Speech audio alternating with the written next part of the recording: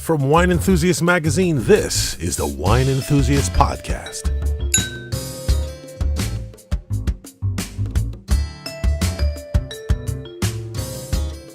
Coming up on today's podcast, climate change and wine.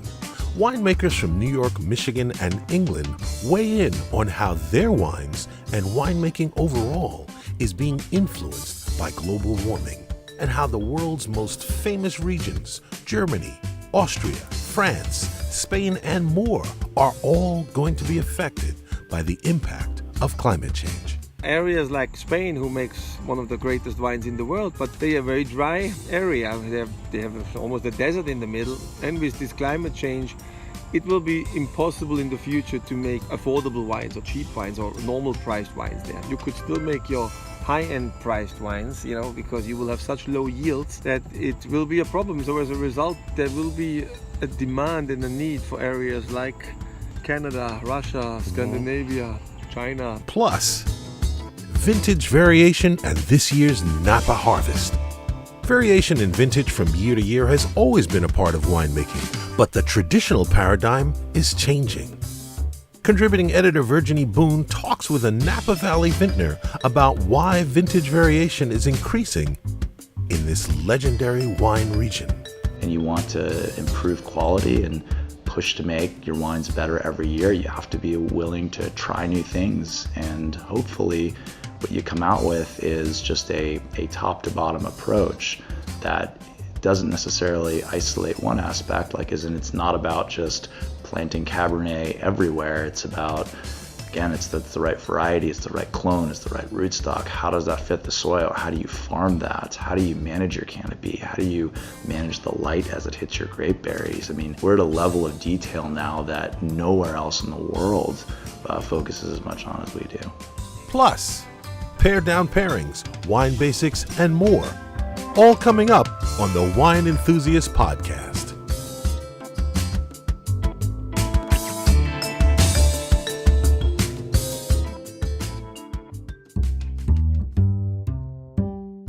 Know who gets you direct access to groundbreaking, trailblazing young winemakers? Blue Apron Wine. Yeah, Blue Apron Wine. Regardless of whether you cook with Blue Apron, you definitely should drink with Blue Apron if you want to taste incredible reds and whites from cutting-edge young winemakers like Tim Keith of Leaf and Vine, Matt Iaconis of Brick and Mortar, and Ryan and Megan Glob of Rhyme Cellars. Get $25 off your first shipment of 6 wines at blueapron.com/corkscrew.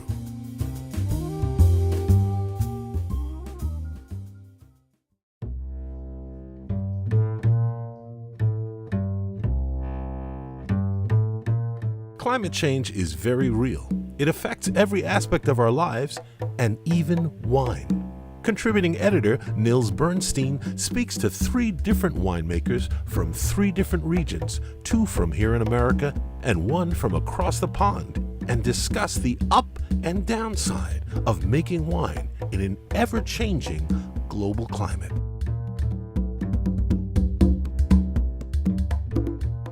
Climate change and global warming present major concerns for the world's winemakers. For starters, warmer weather means earlier ripening of grapes, which presents a dilemma: picking early and risking a loss of complexity, or picking later and risking overripe and unbalanced wines. Insect and disease problems are showing up where they didn't before, and rising sea levels may threaten the very existence of some coastal vineyards. Additionally, climate change doesn't just mean global warming, but unreliable and extreme weather overall, which means more wildfires, hailstorms, hurricanes, and even tornadoes. However, for many wine regions, there's a silver lining to this global crisis. In regions whose cooler climates have historically presented problems, global warming is creating some opportunities. Regions like England, Tasmania, Michigan, and Long Island are emerging as major players, and there's serious investment in unlikely places like Scandinavia, Poland, Russia, and Hokkaido, Japan. Today we'll hear from some people who are seeing some benefits from climate change, although it comes with some serious new challenges as well.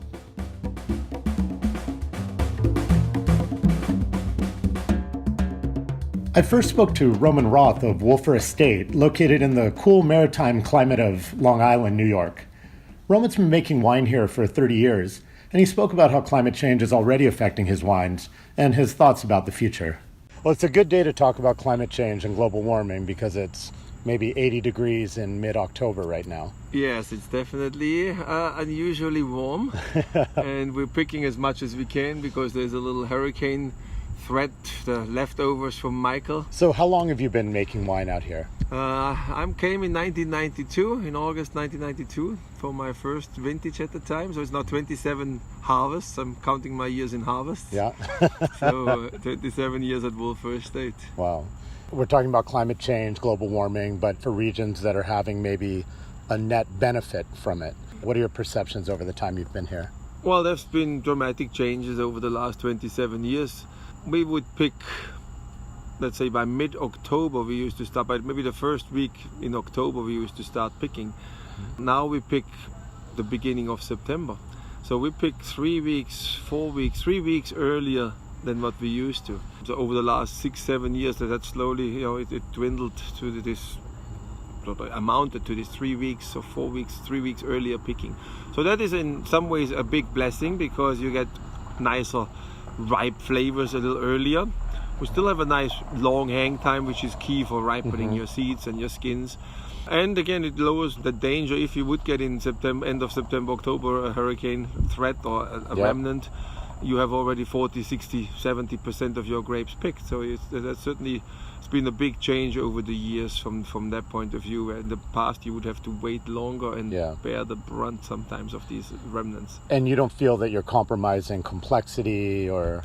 There's two great things what makes Long Island so special, that we are on the same latitude as Madrid and Naples, so we get wonderful sun, but we are Long Island, so surrounded by water, and we have this beautiful breeze. Even today it's a hot day, but you feel this little breeze. It makes it very pleasant. It's cooler in the Hamptons, that's why people from Manhattan travel out here to have their second homes. But what's great for people is great for grapes. So this elegance, this freshness that comes from the sea breeze 2.6 miles away from the ocean, our vineyard is, and that gives us this freshness, vibrancy, elegance, so we don't have to worry about over ripening and getting 16, 17% wines and making these cough syrup red wines or very flabby white wines. That is the key balance, I think, is the best word to describe, that we make wonderful, concentrated, rich, intense wines with texture and vibrancy, but they have 12.8 volume percent. Those are our biggest reds, get 13.5. That's the maximum usually. So we get this long hang time, get intensity. Yes, we do extra work in the vineyard, limit crop levels in order to maximize your photosynthesis and your energy of the vines. But as a result, you get complexity and elegance. And I think that's a unique combination. So 20 years ago, when people only wanted big fat wines or big names, it was a problem. We weren't French and we weren't fat, so we had to find a way to figure out that to let people realize that this elegant style is that's what is food friendliness and balance and lightness. Less can be more. And finally 20 years later it has come around and people are now realizing that these elegant wines are very fashionable, are more pleasing to the palate and not overwhelming your food and your dinner party. And you need a couch at the end. You want to go out dancing after the dinner. And you're lucky in this respect with global warming, where you're not losing the elegance with that kind of more guarantee of ripeness. I think to fine tune it, it has allowed us over the years to make now world-class wines, because we have gotten riper. From 20 years ago we would still have more pyrazine characters, and so there was this greenness a little bit, and now the vines have gotten a little older, of course. We have a bit more experience too in the vineyard than in the winery, but certainly the way the grapes come in now have less of this New Zealand Sauvignon Blanc, this pyrazine quality, and has now a much lusher, riper fruit quality, despite being elegant and light and fresh. So that's makes, to me, is one of the greatest wines in the world when you get that combination. And very interesting is, I think it's now in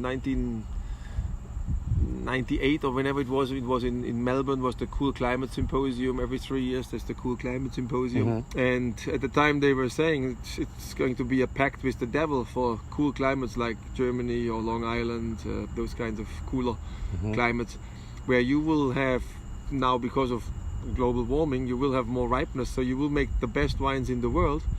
But there could also be 1 year after you may have 4 great, amazing years, and then you may have a year where you have 2 hurricanes hit your vineyard and you don't pick any grapes. So that's the big danger about global warming, that we're heading there. So in one side you make now the best wines in the world, among the best wines, and the warmer it will get, again, hot climates have to change their clones, have to change their vines in order to adapt. And for us it's really working in our favor. But there is the off year where you have these hurricane remnants or lots of rain or moisture, higher humidity. So it's really, when we're talking about climate change, we're also talking about extreme weather, unpredictable weather, and you've seen that here. We've never had tornadoes on Long Island. Now there have been tornadoes. Wow. We've really never had hails in the past. Over the last 8, 9, 10 years there have been a couple of hailstorms, and I've heard on the North Fork, or I've seen vineyards being damaged by hail. We've been fortunate here, but so there's definitely more risk, and there is definitely more dramatic weather patterns now. So what you mentioned, maybe changing clones and other vineyard management issues. What are some things you're doing to kind of accommodate this? What we do is, for example, we make sure that we have optimum ripeness on a homogeneous level, so that you don't have this compromise where some of the vines, let's say on a sandier spot, are a little overripe. The heavier spot on the lower section is underripe. Well, you make a compromise, you throw them together, it makes a nice wine. But why doesn't this wine age for 25 years, which is one of our biggest goals, to make wines with longevity at Wolf Estate. And so we will really make a big effort of making sure that our vines ripen the grapes at the same time. So, as much as you can control that. So for example, we do the leaf removal in the fruit zone so that you make an ideal condition that as many grapes as possible get hit by sunlight. The byproduct is, of course, that they dry quicker. So again, this ocean breeze will, if there's humidity or dew, it dries quicker if there's no leaves around the grapes. So that helps you to have healthier, less disease pressure, which allows you to get longer hang time.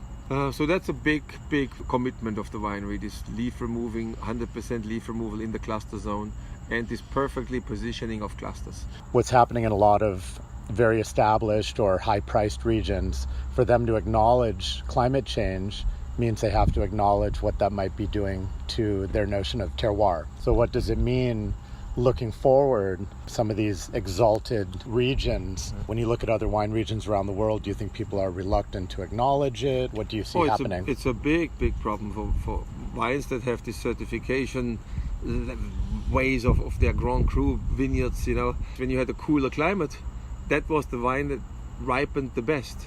But when you're getting hotter and hotter, this becomes overripe. And so now you have a problem where you may make a very powerful wine and you can get a great rating while the wine is young, but it will not age. It will have a problem after 15, 20 years. It falls on its face and it becomes flabby, and who wants a flabby wine? So that's where, and you're stuck because it is so ingrained in the law, the wine laws. That's the blessing of America. You can grow Chardonnay next to Merlot, which is not allowed in Bordeaux, for example, in France. So we have this freedom of growing different varieties wherever you want. You mentioned Oregon, and some of the best Pinot Noirs in the world are made in the Willamette Valley, but I could see that changing over the next 20, 30 years. France, certainly. I've spoken to some people, professors from Montpellier and whatever.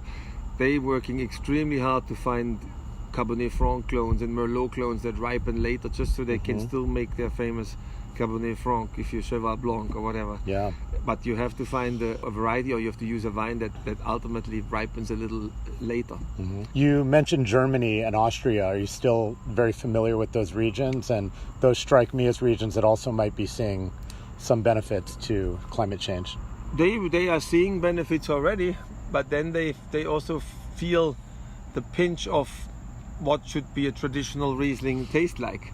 And like this year is a good example. 18, Germany has harvested the earliest they've ever harvested in history, I think, as far as I've heard and know. So now you're making this lovely ripe Riesling, but it has no acidity anymore. And of course, the laws are still very strict. They are not allowed to add tartaric acid, so you have to first make an application. And by the time you get your application, you don't get the benefit of an early tartaric acid addition to control your pH level, which then causes you uncleaner fermentation. So there's a lot of things that will have to change, but it's very difficult in Europe to change tradition. Yeah.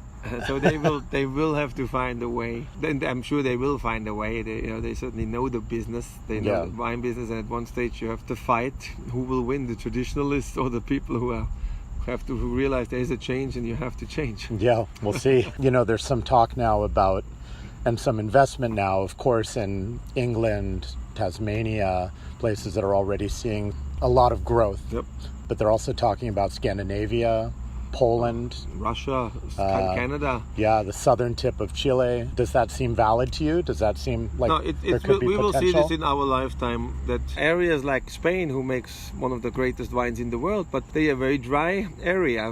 They have almost a desert in the middle. And with this climate change, it will be impossible in the future to make affordable wines or cheap wines or normal priced wines there. You could still make your high-end priced wines, because you will have such low yields that it will be a problem. So as a result, there will be a demand and a need for areas like Canada, Russia, Scandinavia, China. Yeah, Hokkaido, Japan which will grow more and more grapes and make up for that loss where it will get too dry to make normal priced wine. Rising sea levels is another thing, talking about coastal vineyards as well as salinity in the groundwater. And yes, I mean, what's the line the greatest wines are made from vineyards where you have seagulls flying over it.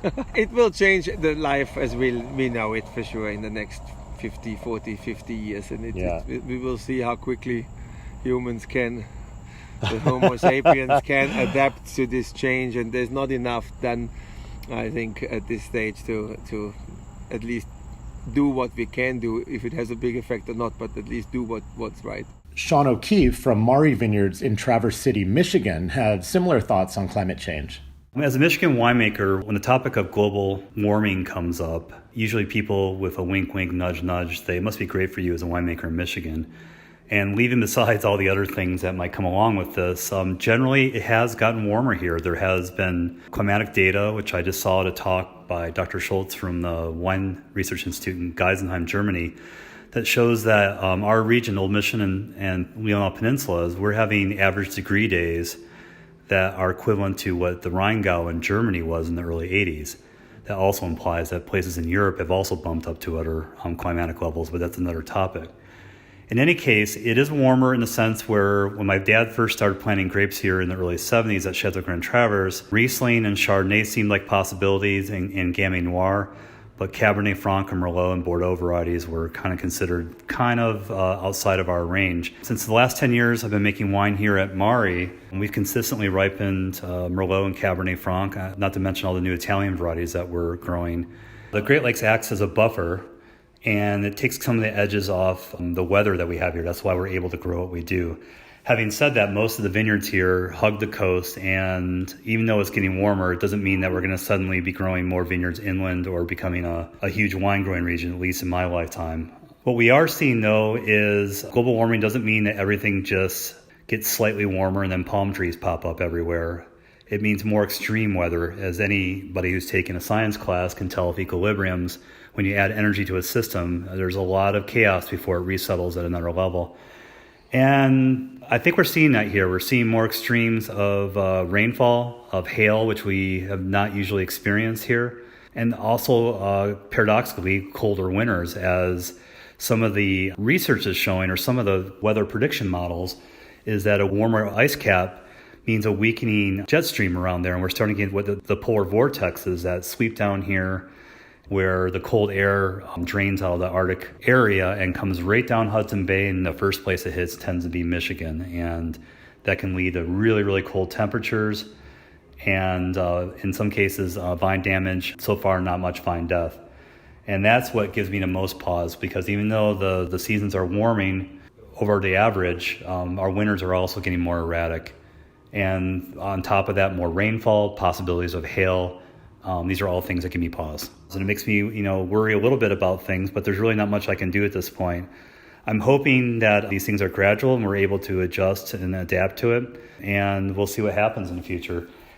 Across the pond at Nye Timber in England, winemakers Cherise Briggs and Brad Greatrix have been making sparkling wines that now stand among the great sparklers of the world. Brad spoke to the issues that he and other UK winemakers are facing. Regarding climate change, England certainly has noticed some effects, and we've noticed some effects of climate change at Nye Timber. Over the long term, meaning in the time that we've been growing grapes at Nye Timber, we have noticed a gradual warming, and with that comes earlier harvest start dates. Now, there are some advantages to being able to pick earlier, and most notably, you gain the advantage of time. So as we're approaching the harvest period, we're measuring sugar and acidity in the grapes and of course tasting the grapes to assess the flavor and decide the optimum moment to pick. If Sherry and I feel like a particular parcel would benefit from a little bit more ripening time, at the end of September, to wait a couple more days actually means something. What I mean to say by that is at the end of September, you still have relatively warm daily temperatures, and also the days are a little bit longer. So to wait an extra day or two or three, you would notice a difference in ripeness parameters and in flavor. Whereas if we were harvesting in the middle of October, which would be more typical for Nye Timber, and for England, by then you've got much shorter days, so 8-9 hours of daylight, plus the average temperature is much lower, so daytime highs don't even necessarily reach double digits at the end of October, and therefore to wait 2, 3, 4 days, you take on more risk with your crop being vulnerable, leaving it out, but hardly anything gained ripeness wise. So there is some advantage to moving things forward. We have the benefit in England of having a very long growing season anyways, so we would start our year off in the early to middle part of April with bud burst, flowering around late June or early July, and then harvesting, as I said, is typically early or middle part of October. So quite a long season, and we can afford to bring that forward a little bit if necessary. However, it's certainly not all smooth sailing here in England. It wasn't so long ago, in fact, in 2012, Nye Timber decided not to pick any of its grapes that year because it was the coldest and wettest summer for at least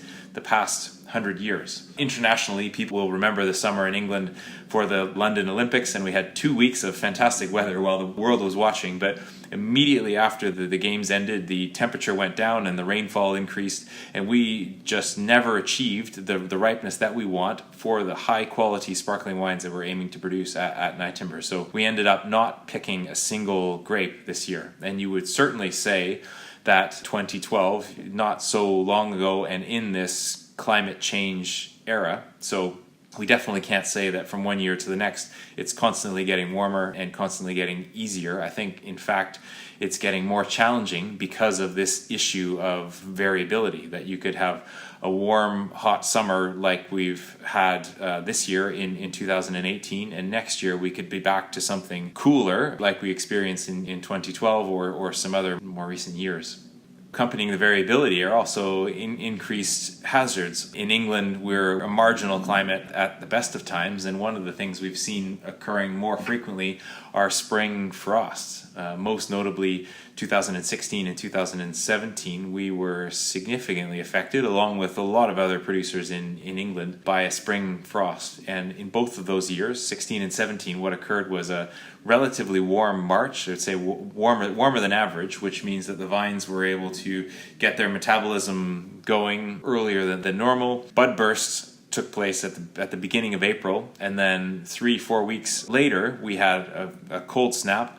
Around April 27th, 28th, in both years, temperatures dropped below zero overnight, and all the primary buds, or a significant portion of primary buds, were damaged by the frost, which means we're relying then on secondary buds to replace them, and anyone involved in viticulture, grape growing, will know that once you're counting on your secondary buds, yields are going to be way down. To give an indication of how badly we were affected, in 2018, where we avoided the frost, had just good weather through the early part of the growing season. It ended up being around 3 times the crop that we had in 2017. And that's not because 18 was particularly big, but rather because 17 was so significantly affected by frost. So weather absolutely brings its challenges for grape growers in England. So climate change, obviously, is a major issue for winemakers as it is for all of us.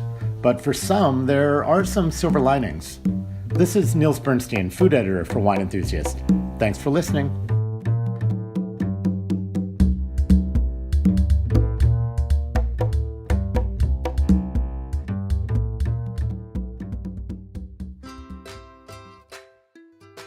And next, senior editor Layla Schlack has tips for integrating simple foods and flavors into your wine lifestyle. In today's pared down pairing, it's a divisive one. We're going to talk about olives. They're one of my favorite foods on earth. It turns out that not everyone feels the same about them. But for my fellow olive lovers, we're going to dive deep. Did you know that olive trees have been considered sacred since before biblical times? Its fruit is surprisingly versatile, playing nicely with sweet ingredients like oranges, dates, tomatoes, and caramelized onions, salty foods like capers, cheese, anchovies, and cured meats, and all kinds of nuts, dairy, and fresh herbs. Olives can provide a punchy blast of contrasting flavor or be the centerpiece of dishes like tapenade, muffaletta, or puttanesca.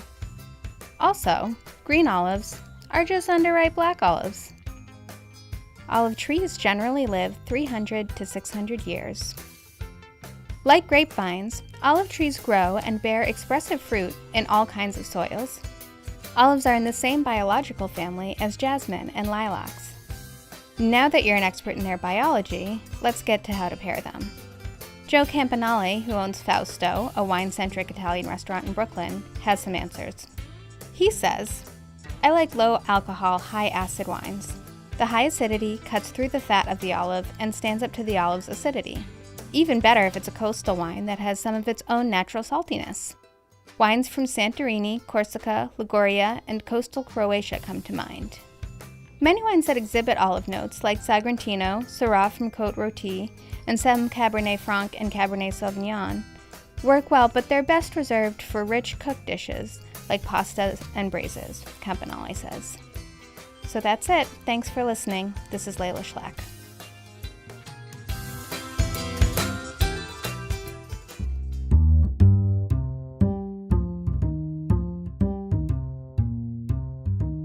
Blue Apron Wine.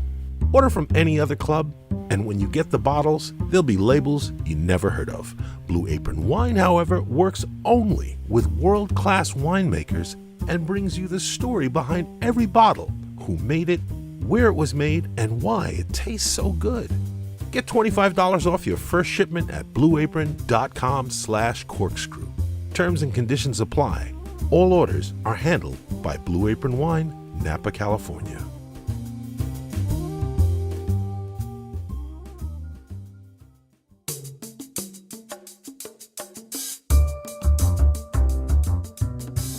And you're listening to the Wine Enthusiast Podcast. Vintage variation is simply the difference in how a wine tastes from year to year based on the weather's influence on the grapes during a growing season. Contributing editor Virginie Boone speaks with Matthew Crafton from Chateau Montelena about this year's Napa harvest and how, in years past, vintage variation may have been less common than it is now because of changes in weather patterns.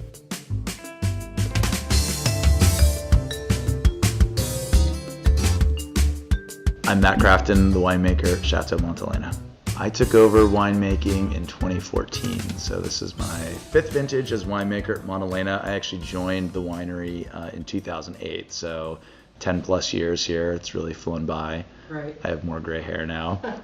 But 10 years is a pretty significant amount of time to learn, to observe vintages even in a place like Napa Valley, which many will say does not have the same weather challenges, well, they used to say, not necessarily the same weather challenges as, a lot of regions in France or Italy or Germany or, some of these older regions that we're familiar with. But as we both can attest, being local, Napa has had its fair share of vintage variation over the last 10 plus years. So maybe speak to kind of what you've observed. Sure. So I started off my career actually in Virginia 15 years ago. And if you want to talk about vintage variation, there's a spot where you go from hurricanes to droughts. I mean, we never got the plague of locusts, but it wasn't far from it some years. I think the key in understanding Napa specifically is that the changes or the differences are real, but they're considerably more nuanced. But the level of the game here, so to speak, is so much more sophisticated, where the decisions you're making, not only on the farming side, but on the winemaking side, have huge repercussions. So it's really about, at least at Montelena, about first off recognizing those differences. And it starts off with climate, but it's also about how that interacts with, your geology and the aspect of your vineyards and your soils, rootstock, clone. All those things can multiply or can certainly increase the gravitas of any subtle changes or individual idiosyncrasies throughout a vintage. So on the first level, there's that recognition of it, and then on the second level, it's having the expertise to exploit it or to mitigate it, depending upon what you're looking to do. And we were speaking a little bit earlier about the importance also as Napa evolves in replanting. I mean, there's also just a lot that goes into how a vintage reacts to weather, based on maybe what you've actually have planted in the ground and where you have it planted. You guys are addressing that now, as you had, I think, said sort of your third big replant since the winery has been in existence. So how do you look to kind of sharpen the farming to address vintage challenges? It's a really good question. I think the first place you start off with is familiarity. I think one of the things that we don't overlook is just that old-fashioned gut instinct of what's worked here and what isn't. And then you have to have an open mind to realistically address what has been successful and what hasn't, and not to just excuse something away. The other piece of it, I think, is being able to understand and embrace new technology and developments, because I hate to say it, but farming didn't peak in 1970 or 1940. Every year things improve. People come out with new ideas, new trials, and I think if you want to continue to compete and you want to improve quality and push to make your wines better every year, you have to be willing to try new things, and hopefully what you come out with is just a top to bottom approach that doesn't necessarily isolate one aspect, it's not about just planting Cabernet everywhere. It's about, again, it's the right variety, it's the right clone, it's the right rootstock. How does that fit the soil? How do you farm that? How do you manage your canopy? How do you manage the light as it hits your grape berries? I mean, we're at a level of detail now that nowhere else in the world focuses as much on as we do. We've had a string of unbelievably successful vintages in terms of how the wines taste, and in many of these vintages, how they'll probably age. Let's say 2012 to 2018, amazing string. But they do have their differences. So how would you kind of summarize what you've seen as the differences in those vintages as a winemaker? Maybe the best way to put it is this way. We all crave some sort of organization in our lives to be able to, categorize something and to compare it to something else, especially in this incredibly nebulous world of wine.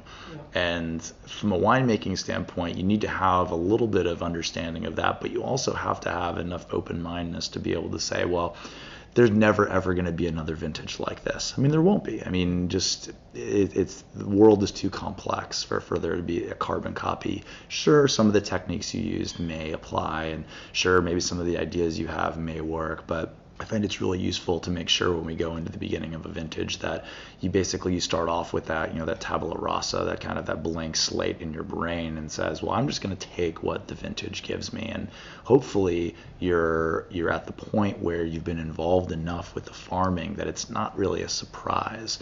And so I'm already working on what I'm going to do in the winery when I'm tasting fruit right when it's coloring up, in the end of July. When we look at the spring weather and saying, oh my gosh, this was just one of the most incredible springs we've had.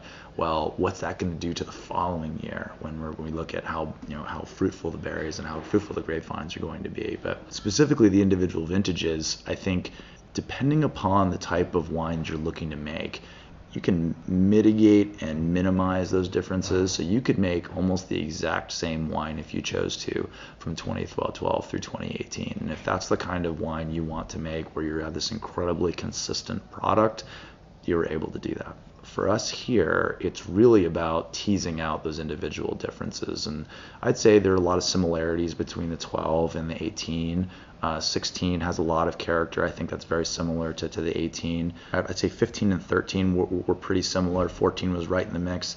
17 was kind of its own animal, and for a number of reasons as you alluded to. But I think that if you ask anyone who's really truly invested in this, from like a mental and psychological and spiritual level, it's those challenging vintages. Those are the ones that you're most proud of. I mean, I noticed you left 2011 out of the list because those were a string of cooler vintages before that. But I think we made some really great wines during those vintages. And from a winemaking and farming standpoint, it was having to overcome some significant challenges and some difficult scenarios that I think is what makes me most proud of what we eventually put in the bottle. Mm-hmm. So I won't say the last 6 years have been easy, but it's definitely, we've painted with different colors compared to what we did in the previous few years when the vintages were cooler.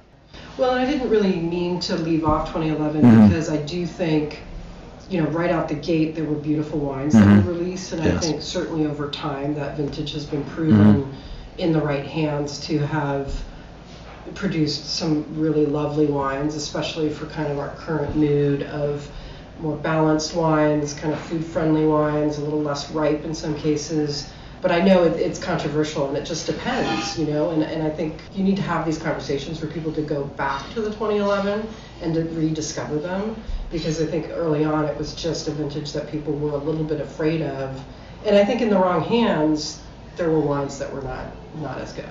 Yeah, I don't think I could put it any better than that. And I think you were one of the early advocates that said, get out there and try these wines because there really are some beautiful ones out there. And I go back to that wine relatively frequently, and I think about all the things that I think we did really well, and other ones where I'm like, we could have done that a little better. But what we put in the bottle, I think, is actually quite excellent.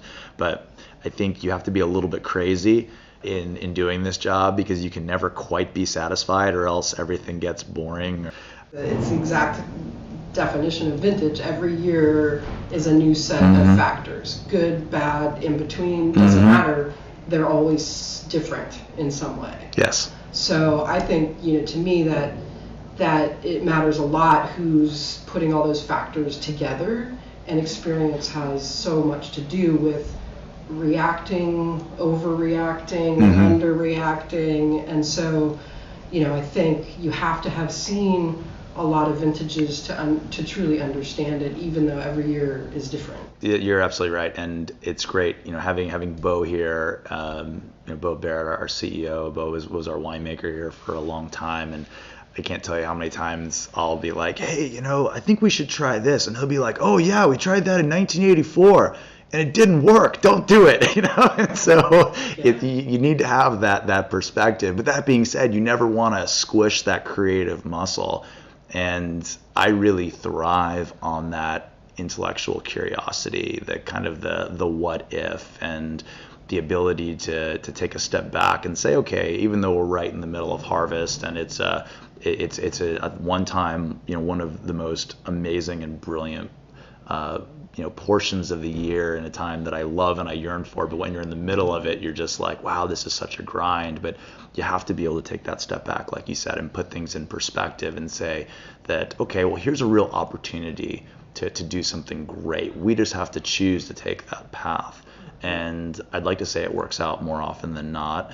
But it's all about stacking the deck in your favor the rest of the year, through your farming, through having the right team, and having the right people in the cellar, and having my production crew. I think I have the best cellar crew in the valley. I mean, they follow where I want to go, and it's hard to find people like that who really Art is personally invested. My crew, some of these guys have been here 25 years, and they understand that our job is to create this amazingly delicious product, and 70 other families here depend on that. So vintages change, people change, the wines change, but we have to continue to say, like, to look at every vintage individually and say, we need to make an amazing wine this year, no matter what. You're in the heart of the Napa Valley. You're on the northern side of the Napa Valley in Calistoga, which is one of the warmer parts of Napa Valley. How much do you think we should be, or are you worrying about climate conditions changing? Do you worry about pronounced heat coming in the near future with all your different vintages coming up? Do you worry about drought? Do you worry about both? I mean, what do you think is our biggest challenge here in terms of maintaining, good wine production over time? So I'm going to kind of dodge your question at first. What I'm just going to say is I don't worry about things I can't control. So I think it's a good way to live your life. But what I would say is that going back to having some really well tenured people here who've seen the last 40 vintages on this property, and they'll tell you that the droughts we had in the 80s were worse than the ones we had more recently. I think there's no question that weather is and always will be unpredictable. How that will affect the Napa Valley, I don't think anybody knows the answer to that. When I was in grad school, the common wisdom was, well, if it gets hotter in California, just because of how the air currents work here, it's going to get cooler in Napa Valley. We may pick up a few degrees in warmth at night, but it'll be cooler during the day. And we've seen a little bit of that, especially here in Calistoga, where it was 33 here last night. And so I don't know. I think the only thing I can control is making good decisions in terms of how we take care of the vines that we have and take care of our land, and then putting ourselves in the best position to succeed. Grapevines grow pretty much everywhere in the world, and I think that if you have a group of people anywhere that can surmount almost any challenge, I think they're here on the North Coast. We really do have the best and the brightest, and I don't worry about our future here.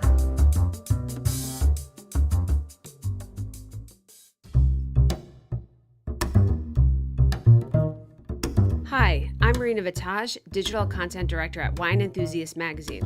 And in today's Wine Basics, we're tackling the do's and don'ts of hosting a wine dinner party. It's not always obvious what to do when a guest shows up with a bottle of wine or spills red all over your white sofa. Don't fret. We're here to answer all your burning questions. Question 1. Do you need to open a bottle of wine that a guest brings? No. Not if it's a gift. But if your guests bring a bottle with the intention to be served, they'll casually let you know that it pairs with a certain dish. That's a clue they'd like to serve it. 2. Can you bring a favorite bottle if you know ahead you won't like the wine being served? Not at all. If you know that your host will serve a polar opposite of what you like to drink, it's a little snobby to show up with something else to share instead. 3. What happens if a guest spills red wine on your furniture and it doesn't come out? If someone splashed inky Syrah on your cream sofa, tough luck. It's not appropriate to bill someone for the cleanup. One tip is to use stemless glassware, which is much more stable. 4. What if you're served wine in a dirty glass? A little dirt never hurt anyone, and earthiness in wine can be a good thing. Wipe the glass subtly under the table or with your back turned toward the room. 5. What if a wine is served at the wrong temperature? Unless it's hot or frozen, don't make an issue of it. If you really feel strongly about it, simply say you prefer it colder and ask them to pop it in the fridge, freezer, or an ice bucket. If it's served too cold, let it sit or warm the glass with your hands. Finally, what about guests who overstay their welcome? Just like in college, cut off the alcohol supply. It will do wonders to clean out the house. If that doesn't work, sometimes a kind bluntness will get the job done. Say you have to be up early tomorrow and you need to hit the sack. I'm Marina Vitage. Thanks for listening. If you want more Wine Basics tips, be sure to visit winemag.com/winebasics.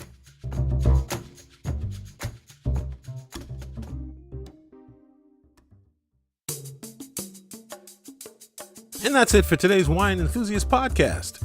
To read more about wine, visit winemag.com or pick up the current issue of Wine Enthusiast magazine to see our annual Top 100 Seller Selections list. You can subscribe to the Wine Enthusiast Podcast on Apple Podcasts, Stitcher, or wherever you get your podcasts. And please, write us a review. We'd love to hear what you think. We'd also love to stay in touch. Use the hashtag Wine Enthusiast Magazine and follow us on Facebook and Twitter.